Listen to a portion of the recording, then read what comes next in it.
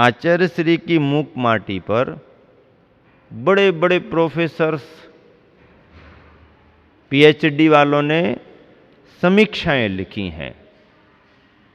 बड़े बड़े विद्वानों ने, साहित्यकारों ने समीक्षाएं लिखी हैं। अनेक विद्वानों ने तो ये लिखा है और इस पर ज़्यादा जोर दिया कि माटी जैसी तुच्छ वस्तु को अपने महाकाव्य का विषय बनाना ही नितांत एक नई कल्पना है। आज तक जितने भी महाकाव्य लिखे गए हैं, कोई ना कोई कथानक को आधार बना करके लिखे गए। वो राजा थे, उनका परिवार था, उन्होंने ऐसा राज्य किया, उनकी ये विशेषताएं थीं, वो विशेषताएं थीं, आदि आदि। कोई संत को लेकर के, कोई राजा को लेकर के, कोई और किसी को लेकर के, आदि आदि कोई कथानक हो, भगवान को लेकर के, भगवान के जीवन चरित्र को लेकर के लिखे जाते। मतलब कोई जीवन कथानक हो तो ही काव्य, महाकाव्य उन पर लिखे जाते रहे हैं, लिखे जा सकते हैं। माटी जैसे विषय में यदि चर्चा करें तो कहते ना, न सींग है न पूंछ है। आगे देखो तो सींग नहीं, पीछे देखो तो पूंछ नहीं। अब उसकी कहानी क्या लिखें हम? अरे कोई कुछ हो आगे पीछे तो उसकी कहानी बढ़ाएं। अब माटी को ले लिया, माटी में क्या कहानी बनाएं? लेकिन माटी को लेकर के, कुंभ को लेकर के और जीवन संदर्भ को बढ़ाते हुए कितने कितने प्रसंग बना करके जो चिंतन, जो कल्पना, जो अनुभूति जोड़ी गई है, जो सैद्धांतिकता, दार्शनिकता, आध्यात्मिकता, साहित्यिक छटा जोड़ी गई है, उसमें मूक माटी महाकाव्यों में जैसे मणियों के बीच में एक और विशेष मणि लगी हो, हार के बीचों बीच में एक लॉकेट विशेष लगा हो, ऐसा महाकाव्यों की श्रृंखला में मूक माटी ने अपना स्थान बना लिया है। स्थान स्वयं बना लिया है। लोगों को मजबूर होना पड़ा समझने के लिए, लोगों को प्रशंसा करने के लिए मजबूर होना पड़ा। किसी ने कहा नहीं, प्रशंसा के लिए लिखा भी नहीं गया, लेकिन उसमें जो छटाएं भरी हुई हैं, काव्य, अलंकार, अनुप्रास वगैरह हैं, वह अपने आप साहित्य को जीवंत करते हैं। इसलिए अनेक समीक्षकों ने इस पर आश्चर्य किया कि मूक माटी जैसे विषय को लेकर के इतनी बड़ी कल्पना, इतना बड़ा चिंतन साधक की बहुत गहरी साधना का परिणाम है। और कोई कहीं साहित्यिक कोई सहयोग नहीं। लेखन के समय में आचार्य श्री ने अपना स्वतंत्र चिंतन रखा। कथानक का, कहानी का कोई आधार नहीं। खुद कहानी बन रही है, कहानी में चिंतन बन रहा है, चिंतन में चर्या जुड़ रही है, चर्या चिंतन कहानी, चर्या चिंतन कहानी, साधना का रंग, साधना का पुट, अध्यात्म की छटा और काव्य आगे बढ़ता जा रहा है। ऐसी मूक माटी अनुपम धरोहर है। अंदर योग्यता तो माटी के सब है, लेकिन कुंभकार का विचार बदलता है तो माटी का संसार बदल जाता है। और ऐसे ही काव्य से आचार्य श्री के चिंतन ने माटी की महिमा को उभार करके रख दिया। दार्शनिकता, सिद्धांत की दृष्टि से यही है कि एक पद दलित अकिंचन सी माटी यदि कुंभकार का अच्छा योग मिल जाए तो आगे बढ़ बढ़ करके मंगल घट बन करके श्रेष्ठतम अवस्था को प्राप्त कर लेती है। ऐसे ही संसार में रहने वाली इन आत्माओं को, भव्य आत्माओं को एक बार यदि योग्य गुरु का सानिध्य मिल जाए और खुद उस भव्यात्मा का उपादान जाग जाए तो यह भी अपना विकास करते करते श्रेष्ठतम सिद्धत्व अवस्था को प्राप्त कर लेता है। इस तरह से यही बात इसमें कही जा रही है कि पात्र के बिना कभी प्राणी का जीवन टिक नहीं सकता और पात्र के बिना कभी पानी का जीवन टिक नहीं सकता।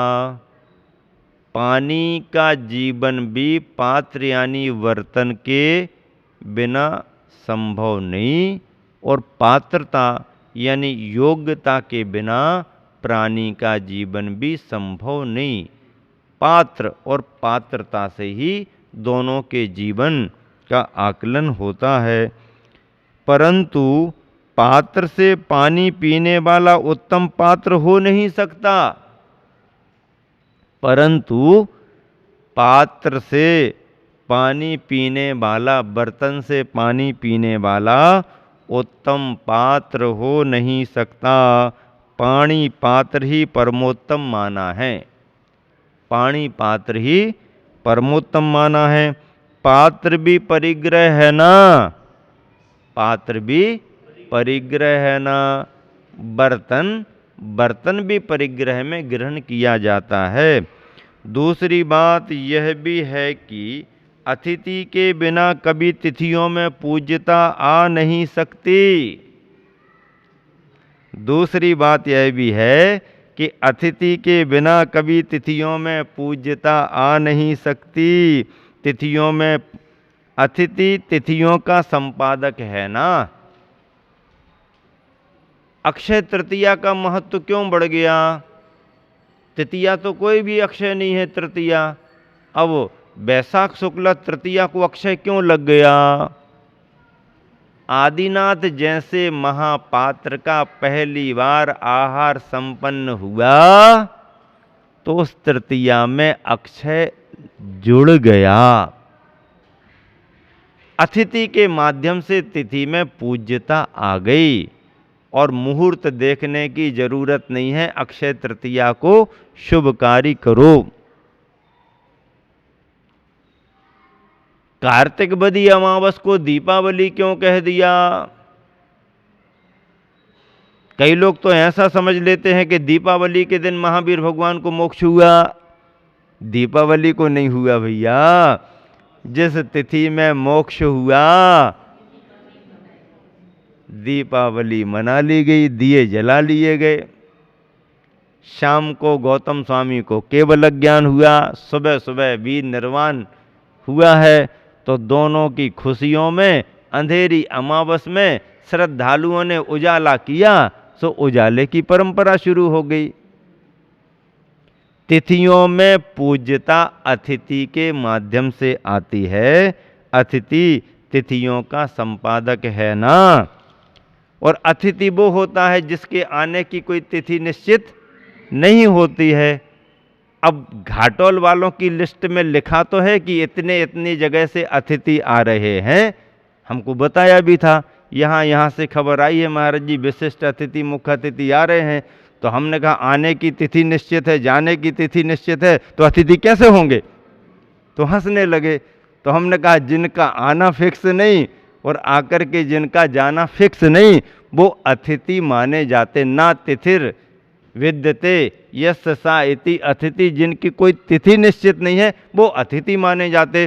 फिर भी महाराज जी आने वाले तो अतिथि होते हैं। हाँ, ये व्यवहार में इनको भी अतिथि कहा जाता है, क्योंकि बाहर से जो आता है वो अतिथि मेहमान माना जाता है और अतिथि का सत्कार किया जाता है। लेकिन आचार्य श्री कहते हैं सच्चे अतिथि तो वही होते हैं जिनकी आने जाने की कोई तिथि निश्चित नहीं होती। और ऐसा ही उदाहरण आचार्य श्री ने फिरोजाबाद में एक बार दे दिया था।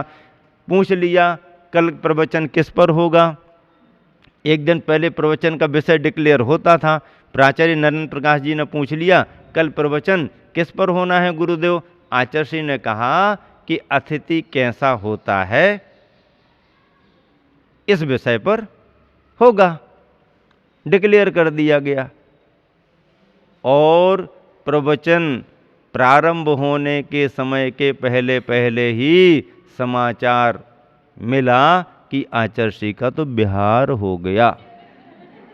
फिरोजाबाद से 5 किलोमीटर दूर राजा का ताल है, वहां जाकर के आचर्षी पहुंच गए।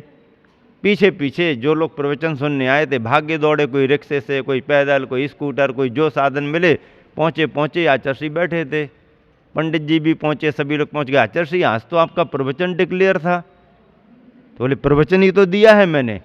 नहीं, आज तो प्रवचन हुआ ही नहीं। बोले विषय क्या था प्रवचन का? अतिथि कैसा होता है? तो ऐसा ही तो होता है अतिथि, ऐसा ही अतिथि होता है। ऐसे संस्मरण नरेंद्र प्रकाश जी फिरोजाबाद वाले सुनाया करते थे, सत्य घटनाएं हैं। तो अतिथि तो वही है, आना जाना निश्चित नहीं, फिर भी मूक माटी ऐसे ही संदर्भों को लेकर के आगे बढ़ रही है और इसी विषय को आपको आगे भी सुनने को मिलेगा। समय हो गया है, इसलिए यहीं पर विराम दे रहा हूँ। महावीर भगवान की जय। मूक माटी में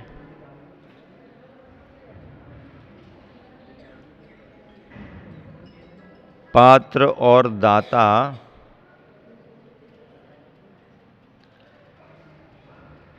और उसी के साथ विधि और भावना का संदर्भ चल रहा है। कल के दिन ये बात कही गई थी कि अतिथियों के माध्यम से तिथियों में पूज्यता आती है। अतिथि तिथियों का संपादक है। तिथियां तो सामान्य है, पर जिस तिथि में अतिथि मिल जाए वो तिथि अपने आप में महत्व को प्राप्त हो जाती है। युगादि पुरुष आदिनाथ भगवान का आहार संपन्न हुआ मुनि अवस्था में, तो बैसाख शुक्ला तृतीया अक्षय तृतीया हो गई। 700 मुनियों का उपसर्ग दूर हुआ तो श्रावण पूर्णमासी वात्सल्य पूर्णिमा हो गई। महावीर भगवान का शिशु तीर्थंकर के रूप में जन्म हुआ तो चैत्र शुक्ला त्रयोदशी महावीर जयंती पावन पर्व बन गई। आदिनाथ जयंती पावन पर्व बन गई।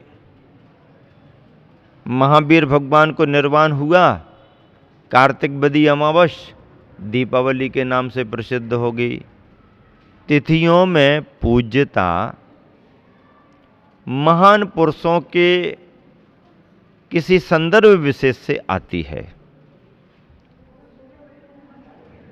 शास्त्रों की चर्चा में शास्त्र लिपिबद्ध हुए, पूजा की गई, तो ज्येष्ठ शुक्ला पंचमी श्रुत पंचमी बन गई। ये पहले से निश्चित नहीं थे, ये तो संदर्भ विशेष से उस नाम से संबोधित किए जाने लगे। यहाँ पर वही बात चल रही है कि अतिथि के बिना कभी तिथियों में पूज्यता आ नहीं सकती। अतिथि तिथियों का संपादक है ना, फिर भी तिथियों को अपने पास नहीं रखता वह। तिथियां काल के आश्रित हैं ना, परिणतियां अपनी अपनी निरी निरी हुआ करती हैं।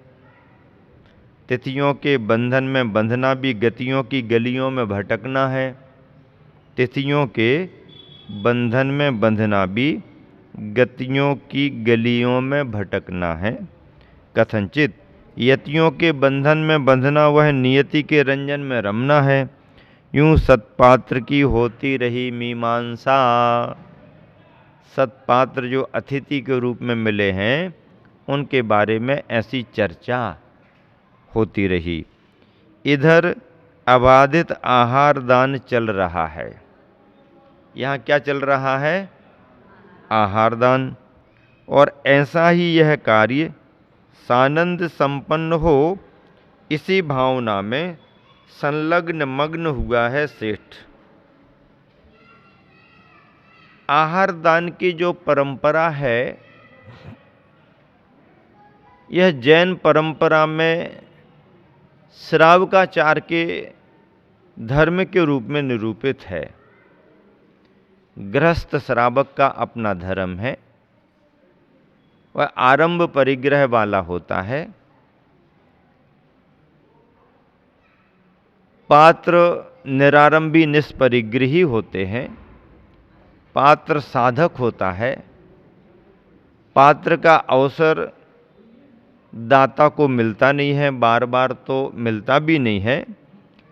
ऐसे मोक्ष मार्गी पात्रों का लाभ लेने के लिए दाता जो भावना भाता है, दाता जो विधि करता है, दाता जो शुद्धि का ध्यान रखता है, दाता जो अपना विवेक लगाता है, आहार दान की सामग्री का संशोधन करके शुद्ध बनाता है, और जब बनकर के चौका तैयार हो जाता है तो फिर पात्र के पड़गाहन की प्रतीक्षा करता है।